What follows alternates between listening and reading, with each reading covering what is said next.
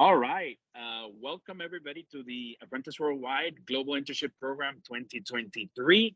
And this is our officially our fifth um, masterclass where we bring executives and CEOs of companies to give their advice about a particular topic to the people that are going through their internships well, it's more like executive assignment with some of our mentors, where they're learning as well about their different industries. But today is a very special day for me because Uriel and I have shared many stories. We've come from banking as well, but we are very entrepreneurial in the way that we think. We think very similarly as far as networking and building careers. But the when I thought about change, so of course the one that I think of, so I think about me and I think about Uriel, right? And people think that we started with that idea in mind. And the truth is that Uriel and I started, we didn't think we were going to do what we're doing today, yet we are, you know? And I don't want to steal his thunder, but Uriel, I appreciate you coming and taking all the time here and meeting the guys and the ladies. I hope that you can meet with them one on one as well at some point. But these young professionals are just taking it to the next level, right? With these interactions, getting to know people, and I'm glad that they can get to meet you like the way that I met you as well. So Uriel, without further ado, the floor is yours. Thanks so much, Hernan. And I have to say, I've had several meetings today. This is the one I was looking the most forward to, truly, because at the end of the day, it's good to have experiences, but it only goes so far if you don't share them. I like to keep things pretty interactive. So if you have questions along the way, please stop me.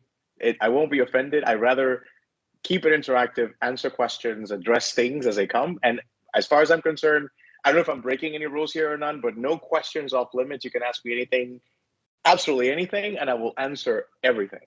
So that's the way I like to be. That's the way I manage my professional life, the way I manage my personal life. I think that it's good to do that here too. And I think that the one specific point that I like to start is one of those pivotal moments in my career where I had to pick somebody's brain to learn what was next. And it was a big lesson. My company, so you think your career is going to be going in a certain direction. I was in banking at the time, and the company was closing. The company was closing. And it came as a surprise to everyone. We're talking about 180 plus people losing their jobs after the office had been open for 38 years or so. So I called this guy who I considered a friend and mentor, and I asked him, what do I do? What do I do next in banking? What do I do? And his response was very, very much something that I still to this day carry with me. And I say to others, he gave me the title of a book. And that title of the book is Dig Your Well Before You're Thirsty.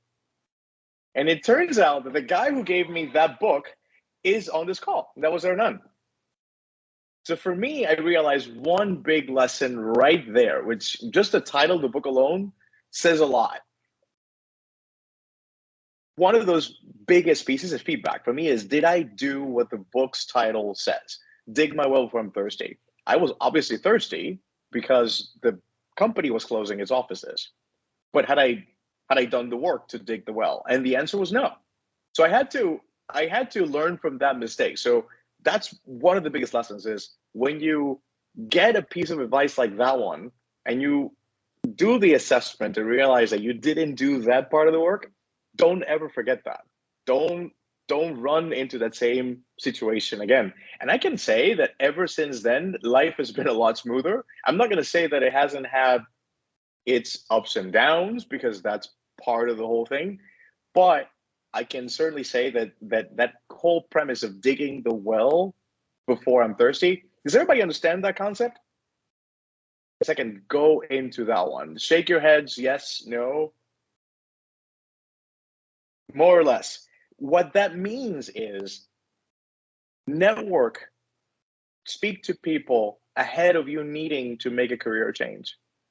There is nothing worse than being caught without having cemented the idea in somebody else's head that you could be interested, that you have talents, that you have things to offer, that's how opportunities come your way, because somebody is thinking about you. You made it a point to build relationships. That is the key right there, because you don't come to people just when you need something. You come to people to build that relationship. That is the first step. One of those things that a lot of people can do, and that turns out to be, I would say, I don't want to say a mistake, but something that can come at a cost, is they come to people for help only when it's needed, but they don't necessarily build that relationship. So I would say that's a first thing right there. You want to make sure that you have a network, but the network not of people that you know, people that know you. That is the one important thing, and that you only get people to know you is by building those relationships. So that's what dig your well before you're thirsty means. So for this group of people, so you all are very much on your way. You're very accomplished in what you're doing. I came into a pitch, so I know that you're doing a lot of exciting things wherever you are in the world. What can I share with you about reinvention? And I thought of how do I present this in a way that can be digestible, that can be taken in, and that can really be useful to folks. And so with that, I wanted to share with you, and I think I'm going to talk through these, stop through along the way, and share this at a later time. Possibly Hernan comes back on the call. Maybe we can share it while we're talking. But the first thing was kind of coming up with principles. For me, one of the principles for reinvention. So I came up with 10. It's not a magic number by any stretch of imagination. It's not the only things, but these are the important things that I thought I could bring today to share with you. The first one is kind of obvious, but it kind of has reminders along the way. Life is hard and unfair. That is the first one. And understanding that none of us are entitled to anything. It is a very difficult concept, because I know that you're just getting started. You're just getting started with your career, starting with going out in the world, but it is a reality. When I was reaching out to Hernan about that loss, it was unexpected. I thought things were completely unfair. I thought that that's not the way things were supposed to go. I was supposed to stay at the company for as many years as I wanted. I was supposed to make a career out of it and make a lot of money. And that was a shock. So when you get a shock to the system, it kind of, you have to process that emotion. You have to take a minute to feel through that, because that's human. We're human beings. Take an understanding of what's happened. It happened. Sometimes things happen and there's really no explanation. It can be tough and it can be unfair, but it is also a reminder that nothing is promised to us. Nothing. We're all responsible for what's next, whatever that is. Which brings me to the second one, which is, as much as I did back then, one of those things that I had to realize is venting and complaining is totally fine for a minute, but the reality is that it's useless.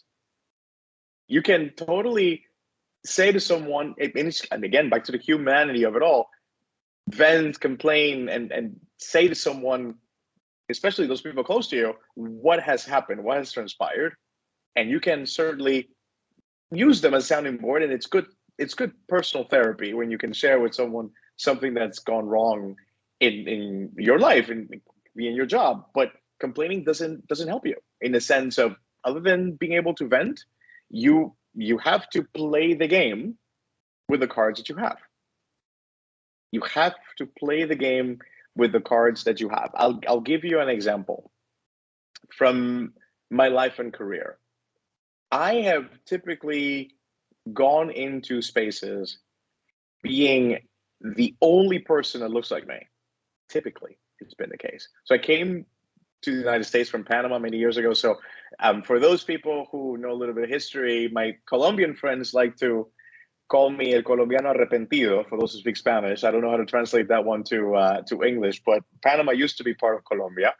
So they make a lot of jokes about that. So my reality changed when I came to the US, because things are different here. But down there, I'm Panamanian, and I've been Panamanian all my life. But here, I don't think it's new to anybody here. But things are very different when it comes down to landing here and facing a different reality. You can obviously tell I'm a black man in America. What does that mean? So is it fair that all of a sudden this is part of my daily existence? Probably not. But life isn't fair. So complaining about a circumstance is not going to help me. But can I certainly use that to my advantage? And the answer is yes. So being the only person in the room can be a big and huge asset. And I'll tell you why.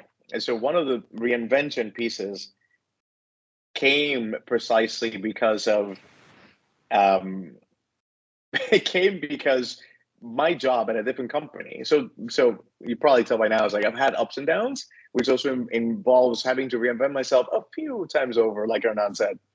One of those involved me going from financial services, so banking, payments, and of all things that I could have done, I ended up managing Lime scooters. Are you familiar with Lime on the call? I see heads shaking. Yes. So for those who may not know, there was a big scooter craze all over the world. There was nowhere you could go. There's a South Park episode called "The Scoots" that talks precisely about the scooter situation. And Lime is one of the companies that had and still does to this day global presence. I went from financial services to managing a scooter company. Who would have thought that that was going to be a big pivot? It was also my first time in a startup. So, as a leader for the state of Florida, I was tasked with building out and managing the entire market and all things scooter that involved talking to government, so being able to present to mayors' offices and present to legislators, and it involved managing the day to day of the operation. So, where being different and playing your cards differently comes into play is, does everybody remember when George Floyd died? When that particular incident took over, people shaking their heads, yes. At the time, Lime was on the streets. I know we're in the middle of a pandemic, but Lime was on the streets, and we had to make sure that our people were safe. And we needed to make sure that we could pick up all the scooters, that our staff was safe, that there are people doing that was safe. And we got into a call. It was a very big call with all the senior leaders in the company. And I was listening in and waiting to see what my contribution was going to be to the conversation. And everybody's talking about making sure that we get the scooters and put them into the warehouses and how to keep our full-time employees safe. And then a thought came to my mind, which was, how do we keep the people who are not full-time employees of the company safe? How do we keep the gig economy workers?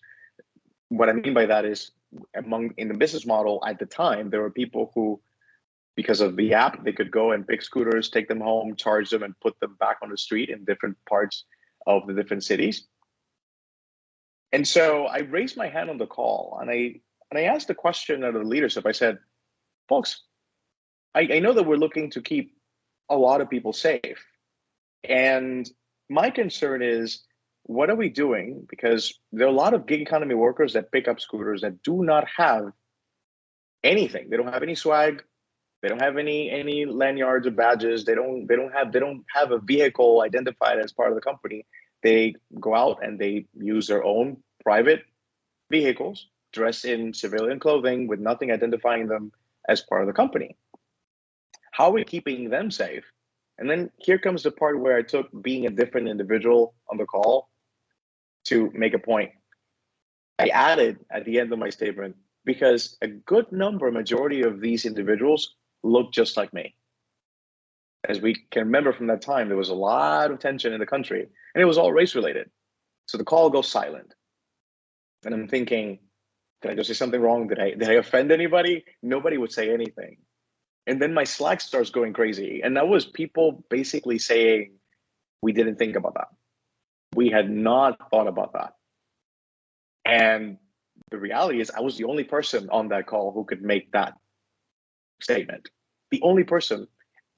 Others could have, but the only person who I thought would have that power to be able to drive that message because I was the only person who looked like me on that call. So that sparked us into action. I got into a conversation with attorneys, drafted documents for the cities, emails that went out to the gig economy workers that they could present to law enforcement in case they got stopped while picking scooters to identify them as doing work for the company.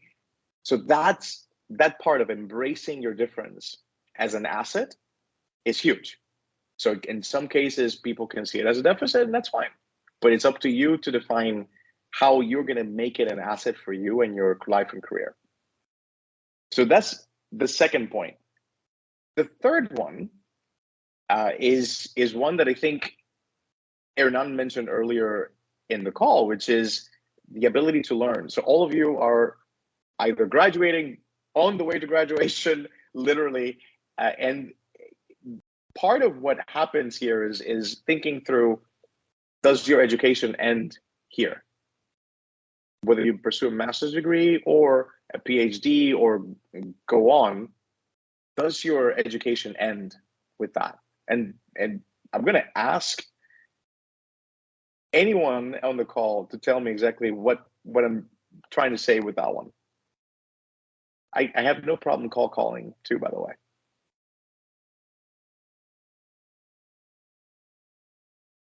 Can you repeat the question? Very good. The question is,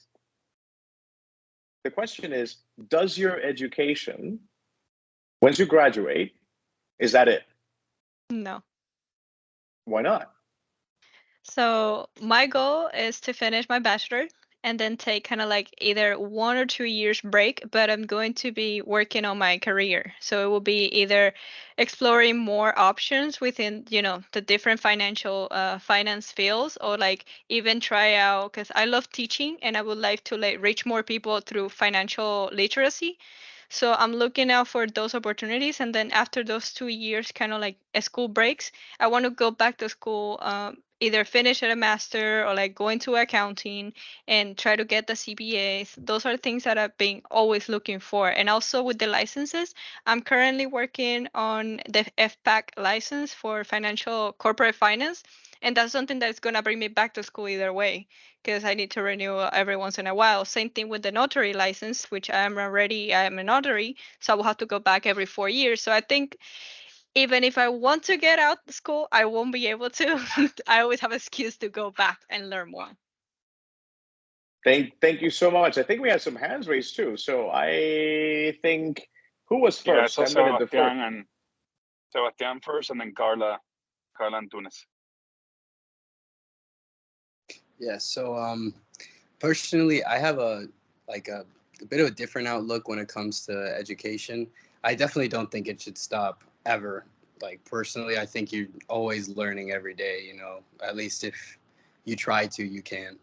But the thing is, past school, obviously, I definitely believe after I graduate now in the spring, I want to get either master's or some other kind of degree. But I feel like, this is just my opinion. I think that education is more than just schooling. I think education is, going to different cultures, learning about different things, learning how other people see the world, because, having just a schooling perspective in life can help, but it's not going to be everything, so you kind of have to be well-rounded within your knowledge and, expand it whenever you can, in my opinion. Thank you so much. I think I've lost the order, Hernan, so you're going to have to keep me Carla, keep me on track. Carla, and then Merlina. Okay, thank you. I do believe that education should continue after college, because I think the same question applies like after you graduate high school. Like, should you go to university if you have plans on expanding a career, or on any degree. And I think I can give testimony on my dad. Like, he has been on scholarship since he was 8 years old. all the way to his master's, and he just turned 67, and he's still like taking like I think Sebastian said, like it doesn't have to be necessarily from a university, but you can take courses online if you want to learn about anything. Like I'm a marketing student, I'm learning about how to code.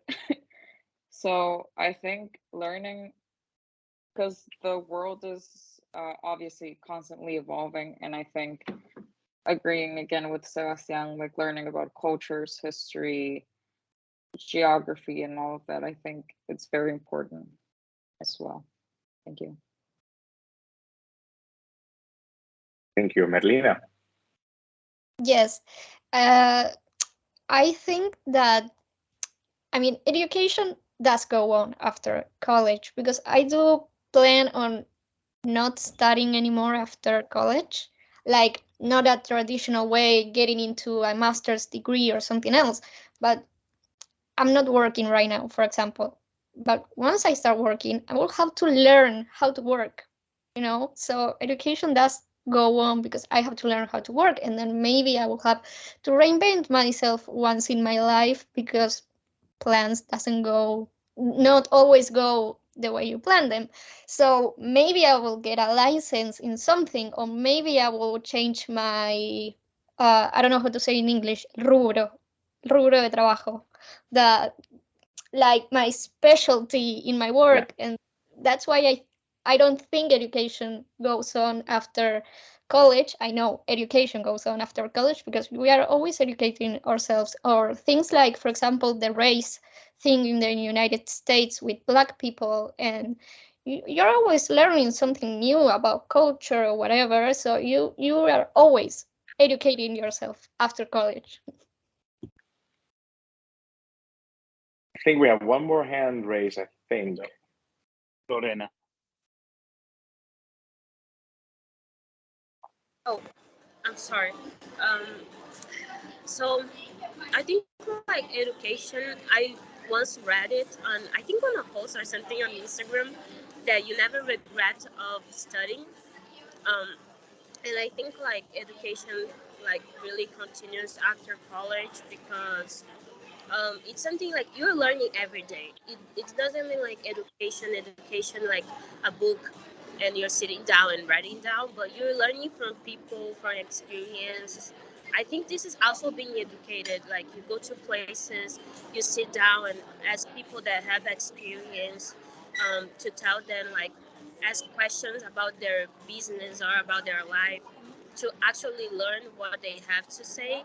Um, I think this is also education, and I think this is something like people usually do, but they don't realize they are being educated, like in this sense too. No, thank you. It's like I've loved all your comments, by the way. So for me, there's not one day that goes by that I don't learn something, and I make it a point to learn something new. Because if I don't, I think I've wasted an opportunity. Every single day is different. Some days are going to be great, some days are not going to be as great. But no matter what formal education we get, the masters of life is going to teach you everything else. And quite frankly, if we think about the majority of things, if they go well, great for you. But the losses, where you've actually lost something, where there's actual pain involved. I hate to say it, but nothing teaches you more, not only about the situation, how to overcome it, but about yourself as a human being and your own resilience, than hard situations and painful situations. I'm not wishing that on anybody. I don't have to, because those things arrive on their own. But when they do, it's just a matter of taking stock of what's happened, understand what your role you played in it, because we all are on the driver's seat regardless. We are in the driver's seat every single time. And what role you play, the other externalities, other people can definitely come in and do something that affects why you're in a certain situation. But we all, taking ownership, we also own our destiny in doing that. If you own the situation, no matter how challenging it is, you own the direction that you're going in after that. So there's no falling down without getting up. That's not even in my brain. every single time. You get up and keep going. And so, and there's one more thing that was mentioned on the call that I hadn't considered, is like the whole education from traveling. Bar none, one of the best things I've done, and where it ties all to reinvention, is to be able to reinvent yourself. You need perspective. To be able to reinvent yourself, you need to know new things. So every single time that you get the opportunity to learn something new, take it. Take it. Whatever it is, whether it is a course, whether it is a conversation that you have with someone. I call conversations with others, and even speeches like the one let's call it a talk, a conversation with you today. I call it grocery shopping. Not every single thing are you going to take when you go grocery shopping. When you go into the store, I can assure you, I don't think any of you put every single item into your cart. You may take a list, but you may put in there the few things on your list, but maybe along the way, you see something that you didn't have on your list and you go, you know what, that would be useful. So why don't I put that in my cart as well? And then you go, you pay, and you leave. That's the learning. That right there is picking things along the way that you didn't expect and add them to your toolkit that you're going to use pretty much forever, for the rest of your life.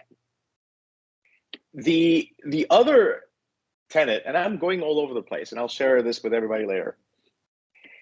Sometimes, and it happened to me a couple times, people tell you how to live your life, and they tell you exactly what roads you should take. So you go to school, you graduate, you get a job. That's the trajectory. And it's well intentioned. People want you to succeed. Particularly parents are very given towards that. They want to tell you what the roadmap, what the blueprint for success is. But once you've left home, other people in your network and in your core group are going to continue to give you unsolicited advice to how to go about doing things in your life. And they're going to tell you who you are too.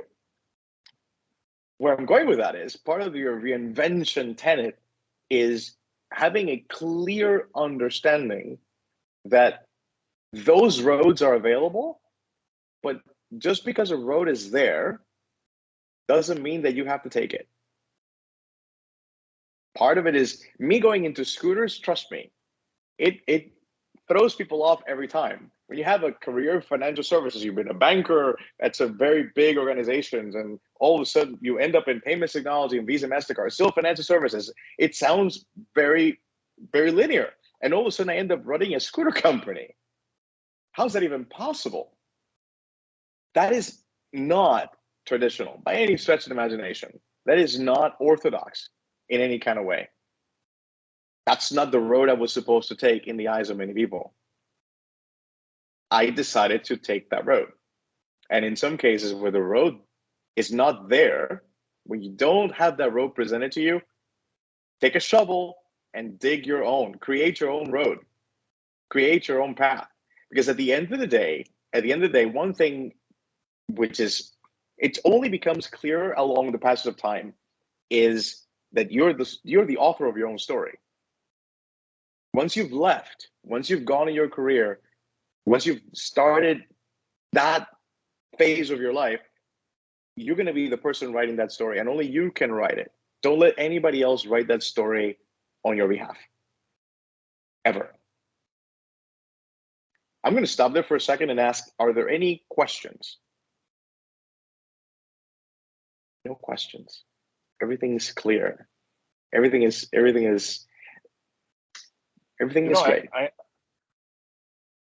It's funny. It's funny that you mentioned that, because one thing that happens for many of us, and I say us because I know you and I know some of the people here that are multi-talented or multi-passionate, you know? Because obviously you could have been a chef, you could have been a whatever, and I could have been a singer. If people know me, they know that I sing, or that I like technology, or that I like, different things. You know? But I stuck with banking and I stuck with financial services for convenience.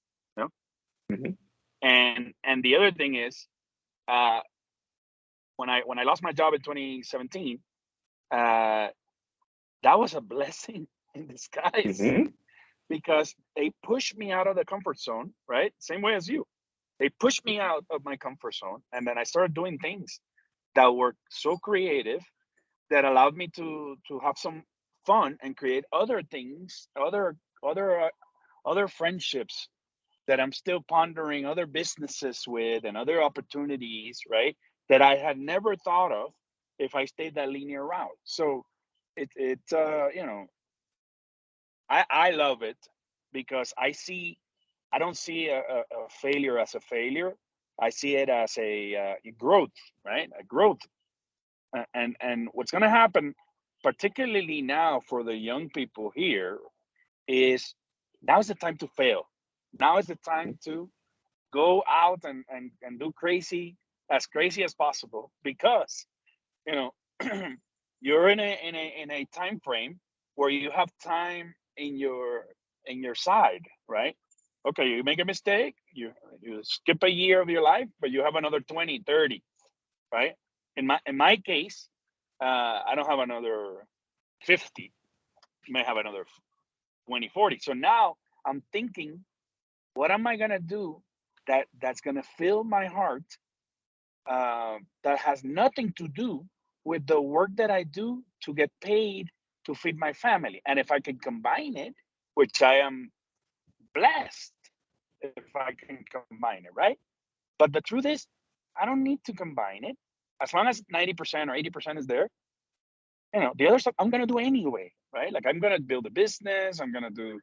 My wife and I are talking about real estate, and those are things that are being encountered now in my life. But you guys have 50 years ahead of you. 50 years allows you to make a few mistakes, by the way, right? So, sorry, I was just inspired by your. No, I appreciate that in so many ways, because one of those things is you do have a long runway ahead of you. You do, and it's a very bright one. But on my WhatsApp, I don't have a bio. I only have one thing, and it's a phrase, and it goes as follows: every day is a gift. That's why it's called the present. Take it. Every single day is a gift. That's why it's called the present. I know it's cheesy, it's corny, it's all of that.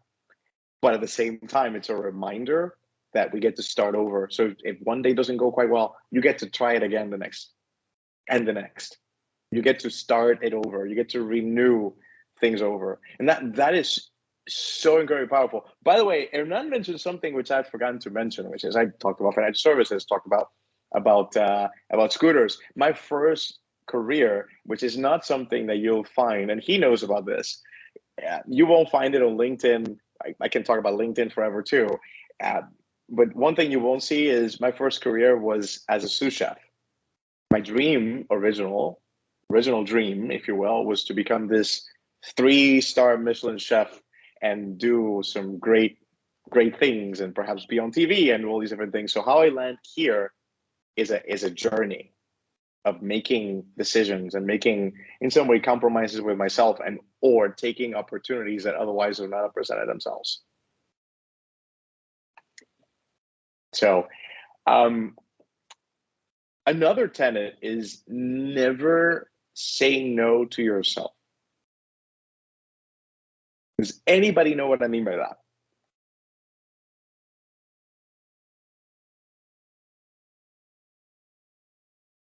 I see 2 people on camera. I'm not sure if the others are listening, or I could start cold calling. Can I say? I think that don't say no to yourself when you want to do something, but you're like, I'm not capable of this, or I'm never gonna make it because I don't have these resources or this or that, and you can actually make it yourself. So say no to yourself. Don't say no to yourself with like, you can always make it if you want to also, but you are capable of doing it. Yes. Sebastian. Yeah, no, I completely agree with what you said. pretty much it's just, if you have a dream, if you have a passion, then obviously you have to reach for it, because there's nothing that you can't do if you put your mind to it. And I've seen that firsthand for like people, even my friends, myself. I've seen myself like look at one obstacle and be like, I genuinely can't do this, and look at harder things and put my mind to it, and I actually do even better than I thought I would. So definitely I agree. I agree with both of you, but I'll share a story. I think a lot of these things you have heard already in some way, shape, or form. Somebody's told you. So one of those things that I like to share is anecdotes of things that have actually happened, so you can relate to the story and to the message in a different kind of way. A long time ago, and I know I sound like I'm ancient, but to you I probably am, and that's okay. A long time ago, I was thinking through going to grad school, and I went to a small historical African American college in South Carolina, very tiny. The reason I went there is because that was my ticket out of Panama. They gave me a full scholarship when nobody else would even do that, because they were not giving scholarships to foreign students. That was not a thing, and probably still is not. That was my way out of the country. And the school is very tiny, not necessarily the most prestigious education that you can find, but it was an opening. It was an opportunity. But I knew leaving that university that I was going to need to do something a lot bigger next time around. I meant by grad school, I mean. Initially, so I visited the school a couple of times, and the dean of the School of Business where I was in the undergrad, he would ask me, so are you doing your MBA? I'm like, yeah, I am. And I told him the school I wanted to go to. I'm not going to mention the school, but it was a good school. And he says to me, oh, well, why are you trying to do that? Why don't you go to Ohio State? Ohio State is a good school. We have a deal with them. You'll be able to get in, shoe in. You don't have to do much to do it, and you'll do well there. And I told him I don't want to go to Ohio State. It's a great school. Ohio State is wonderful, but I didn't want to go there. Fast forward a few years later, and I go back to visit the school. And the dean asked me the same question: when are you pursuing your MBA? And I told him, I'm actually going to be applying soon. And he goes, so where are you applying to? And I said, the Wharton School at the University of Pennsylvania. Now he thought that I had completely lost my mind. Because, wait, you're going to apply to the top business school in the country. Why don't you go to Ohio State? Ohio State, you're a shoo-in. We already have a deal with them. You'll be fine. I said, that's not what I want to do. So I decide to go forth. I write my application, write my essays, and I did my homework. That's also another big important part. You do your homework. I researched within the university. Not one person had been accepted to the Wharton School from my school. Not one. And I go, this is going to be an interesting uphill battle, like the dean told me. So I decided I need to include an academic reference from the school. They didn't ask for it, but I'm just going to include an extra one in the package. I think it's important to sell myself in the best way possible. I asked 2 professors for recommendations. I'll tell you about the first one. First professor, I asked him to write my recommendation, and his answer to me was, you have great credentials. You likely will still not make it in. They still will likely not take you. So I went to the other professor and I asked him the same question. And he said to me, first, why did you ask that guy for a letter of recommendation before asking me? That's question number one. And to be honest, if any of my students could make it in, it would be you. Obviously, we can all tell whose letter I used in my application package. I still, when I pressed that submit button on my laptop, I was still thinking, maybe it's possible that they say no. But I'm not going to say no to myself. If there's a no that's going to be coming, let it be from them. If I do not send this application in, I will regret it, because at that point I would have made the decision for them in terms of them looking at my credentials, looking at what I bring, and making a decision as to whether or not I deserve a spot in their class. You already know the end of that story. So I got in and my career took off. There's a very big reality. If I had said no to myself in that particular situation, I would not be on this call right now. And the reason is because I would have not made it to Miami. I came here because of a job. I was hired out of another bank to come to Miami. And to great part because I went to the Wharton School for my MBA is a reason that I was recruited to come here. We would not be having this conversation. And so when I say never say no to yourself, what that means is just simply, if you have this dream, when I came on the call, we started talking about a startup that was being created. And Merlina, you were giving advice to it. It's like that level of encouragement that you give each other is essential. Push each other for excellence, but never say no to yourself, ever. The one thing that I will leave you with, because Adnan, we're past time at this point, aren't we? We're good because we took some intros, so you're good. Okay. So reinvention. There, in that case, there are two things I'll share with you. One is sometimes to be able to move forward several steps, you need to take one step back. And that also requires checking your ego at the door. So here's what happened to me. When the bank that I was at closed, I left the organization with a managing director title. I had the prestige that came along with that.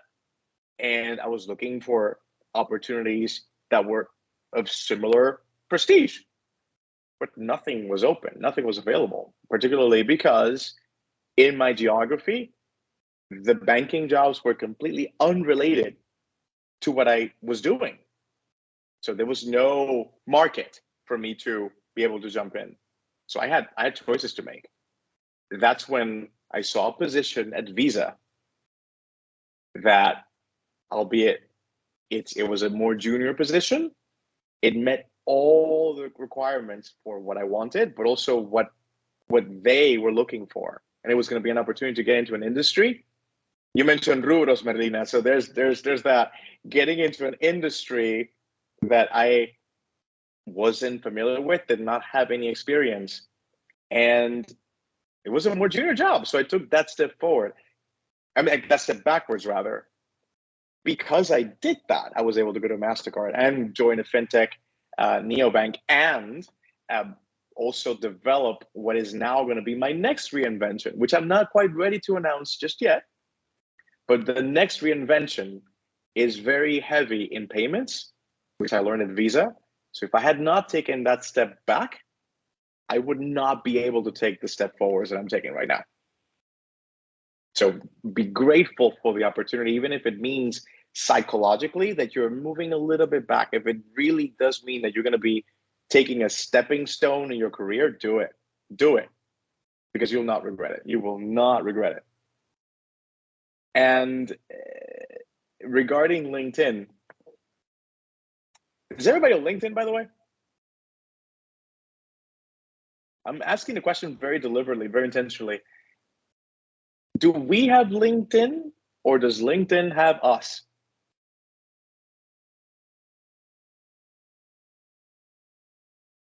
Do we have LinkedIn or does LinkedIn have us? I mean, honestly, with any kind of service at all, if we aren't there to help run it, to help be a part of it, then it just flops automatically. So really, you can kind of apply that with anything, but I guess my answer would definitely be that LinkedIn has us in that case. It does. And mind you, I think it's a phenomenal company. Let me start by saying that. I think LinkedIn is great. I remember it from when it started to where it is now. It's done a very good job. That said, when it comes down to reinventing yourselves, there is always that pressure that comes along with announcing on LinkedIn that you have or you're doing XYZ thing. You remember, you're on the driver's seat. Do it when it's convenient for you, not for others. Not for others. That pressure, self-imposed, and it's really self-imposed, but it's just kind of the pressure that socially gets put on these platforms to announce right away what you're doing. Announce right away. Do it when you're ready. Do it when you're ready, because that's when it's really going to matter. And the very last thing that I'll share with you is the reason we're all here. The reason we're all here is because obviously Hernan has a power. One of his superpowers is bringing people together. One of his superpowers is mentoring professionals at various stages of their career, but it brings us together is his passion for up and coming younger professionals like yourselves. But the one favor, I'm leaving you with one request, and that request is no matter what you do in your careers, whatever you do in your lives, pay it forward. Take the time to invest in someone else because someone is investing in you today. And I'm talking about outside of any family, relatives. I'm talking about someone who otherwise would not necessarily have the access to someone like you and help them even do better than you have.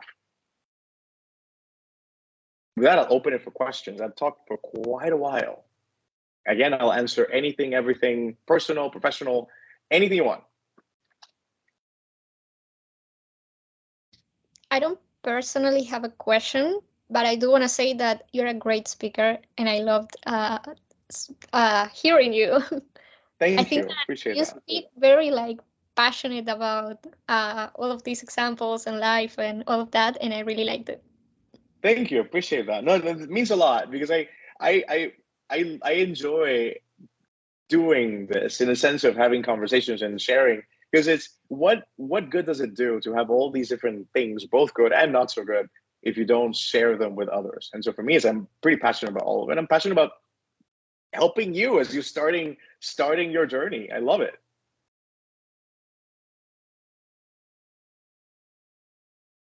I think people are still, scratching their heads with all the thoughts that you're giving them, right? And I guess if you want to share, well, Carla will go, and then if you want to share how to stay in touch with you and any other bit of advice on them and their particular situation regarding getting into the real world, because I think that's scary place right now, no? Yeah. It's incredibly scary. Carla. Yeah, so actually, while I was listening to you, you keep reminding me. So I'm reading this book, which everybody recommended me from my real estate class. And I also talked to Luis Izquierdo yesterday, like a lot about like his program and how life it is and financials. And listening to you is like, yeah, we have to, I think in general, we have to always say, like, try to take those opportunities, even as little as just helping anyone, because those are things that teaches you stuff. And I just wanted to say thank you for this speech, pretty much, because I really liked it the way you say it. I appreciate that. Thank you. And since you're a reader, as is, I'm sure many people on the call are, they are in preparing for today. Is like I thought, what book recommendations? Because that's a question that could come up. What book recommendations would I give you at this particular stage? Particularly because Hernan's points are spot on. Life is interestingly difficult sometimes, and it's rough out there in quote unquote the real world. So the three books that I thought of were, and I'm not going to say the word because it's a recording, but everybody will get the gist of it. The first book is The Subtle Art of Not Giving a, you can fill in the blank with the last word. I think it's self-explanatory. And I like that book because bleep. Yeah, exactly. Bleep. What I've seen out there a lot is people caring about way too many things that in the bigger scheme of things are just not that important. So that book is just a reminder of focusing on the things that really do matter, and they're not going to be more than a few on one hand with fingers left over. So focus where it matters. The second book is Sapiens. Absolutely adore that book because it's kind of a history of the world, but at the same time, the main takeaway for me on that one is most of what we see out there is invented. He calls them invented realities. A lot of it is not real. A lot of it is, and I know we're getting into kind of philosophical thinking. The book is a lot less philosophical and more so about explaining the history of the world in a way that shows us that things are very different and perhaps the way that they were shown to us. And the third is probably the most evil, diabolical book I have ever read in my life, yet at the same time incredibly useful, with tons of stories, anecdotes, and useful tips. And it is called The 48 Laws of Power. The book is really draconian. It's evil, but at the same time, in terms of managing through difficult situations, political situations that you'll encounter, it's pretty much spot on with the rules of engagement.